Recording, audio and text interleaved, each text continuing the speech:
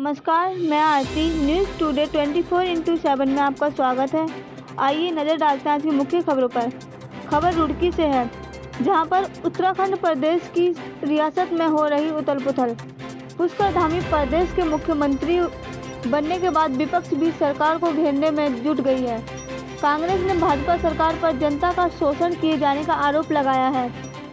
कांग्रेस के राष्ट्रीय सचिव व मंगलौर विधायक ने सूबे के मुख्यमंत्री बदले जाने के बाद सरकार पर जमकर बरसे। उन्होंने कहा कि चेहरा बदलकर भाजपा अपनी नाकामी को नहीं छुपा सकती और उत्तराखंड की जनता विधानसभा चुनाव में इस भ्रष्टाचार सरकार को जवाब जरूर देगी। उत्तराखंड प्रदेश में भाजपा की पूर्ण बहुमत की सरकार बनने के बाद 5 साल बीतने से पहले ही 3 मुख्यमंत्री बदलने पड़े और इस बार सूबे की बागडोर पुष्कर धामी को सौंपी गई है। मुख्यमंत्री का चेहरा बदलने के बाद कांग्रेस ने सरकार को घेरना शुरू कर दिया है।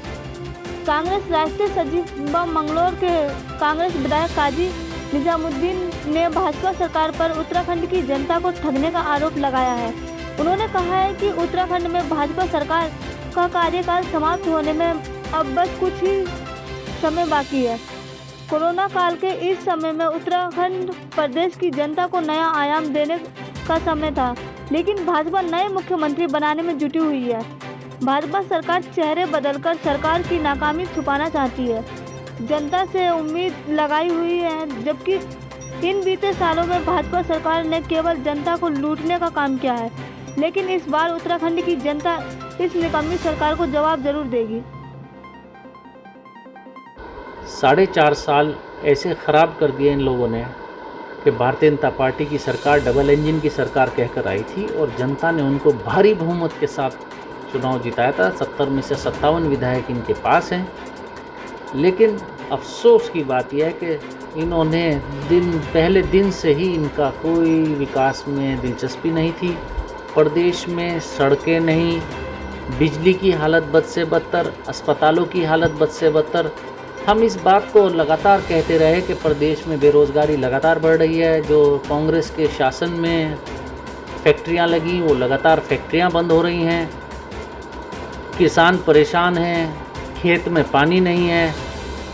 इन सब चीज़ों को हम उजागर करते रहे, लेकिन खुशी की बात यह है कि 4 साल बाद ही सही, लेकिन भारतीय जनता पार्टी ने हमारे कहने पर मोहर लगाई और उन्होंने अपने मुख्यमंत्री को त्रिवेंद्र सिंह रावत जी को पिछले बार हटाया, मार्च में हटाया। अब ये नया चेहरा ऐसा लेकर आए थे कि इन्होंने भी कुछ करके ना दिया और उल्टे सीधे बयानबाजी करने के माहिर ये दोनों मुख्यमंत्री रहे हैं। और अब जल्दी 3 महीने में ही बीजेपी की आँख खुली कि भाई ये तो गलत उनसे बन गया। तो 4.5 साल चुनी हुई सरकार के, मजबूत सरकार के, जबकि केंद्र में भी इन्हीं की सरकार है, इस प्रदेश के ख़राब हो गए, जिसमें कोविड-1 में मिस हैंडलिंग इन्होंने की और कोरोना की दूसरी लहर आई। जब कोरोना की दूसरी लहर थी और पूरे प्रदेश में चेताया जा रहा, देश को ने बताया, संसदीय समितियों ने बताया कि ऑक्सीजन की कमी होगी, कोविड की दूसरी लहर आएगी, और यहाँ कोविड की दूसरी लहर की लड़ाई लड़ने की जगह ये मुख्यमंत्री नेतृत्व परिवर्तन पर लगे हुए थे मार्च के महीने में। और अब कहा जा रहा है कि कोविड की तीसरी लहर भी आ सकती है, तो ये फिर मुख्यमंत्री के नेतृत्व परिवर्तन पर भारतीय जनता पार्टी की सरकार लगी है। इन्हें जनता से कोई सरोकार नहीं है, मरे कोई या जिए कोई, लेकिन भारतीय जनता पार्टी भावनाओं के आधार पर राजनीति करती है और फिर ये कोई भावनात्मक मुद्दा ढूंढकर ही चुनाव में कूदेंगे। रहा सवाल मुख्यमंत्री बदलने से, चेहरा बदलने से, इनके पाप नहीं धुलने वाले। का इंटरनल सवाल है, उनसे पूछिएगा। वो नाराज़ युवा से या बूढ़े से मुख्यमंत्री बनाने से नहीं है, वो नाराज़ यूँ हैं कि अगर आप खानपुर को देखें तो प्रणव सिंह जी की सीट को देखें तो यहाँ पर मेन रोड 4 साल टूटी पड़ी रही। कुंभ भी आया, कुंभ भी गया। कुंभ में जाएं तो जो काम 5 साल पहले, 4 साल पहले हो जाना चाहिए था, वो अभी तक पूरा नहीं हुआ। तो चाहे भले ही आज प्रदेश अध्यक्ष जी वहाँ हैं और ख़ुद भी मंत्री रहे, लेकिन उनके क्षेत्र में भी वहाँ कुंभ नगर विकास मंत्री रहते, वहाँ स्थिति खराब है। शिक्षा की हालत, त्रिवेंद्र सिंह रावत जी जहाँ मुख्यमंत्री रहे वहाँ के स्कूलों की हालत ख़राब है। जहाँ रुद्रपुर में उधम सिंह नगर में कई मंत्री हैं, वहाँ फैक्ट्रियाँ लगातार बंद हो रही हैं। तो हालात, इनके क्षेत्र के लोग इनका विरोध कर रहे हैं और मजबूरी में इन लोगों को भी अलग अलग नाम से इनको विरोध अपना दर्ज कराना पड़ रहा है। वैसे इनकी कोई बात सुनने वाला नहीं है भारतीय जनता पार्टी में।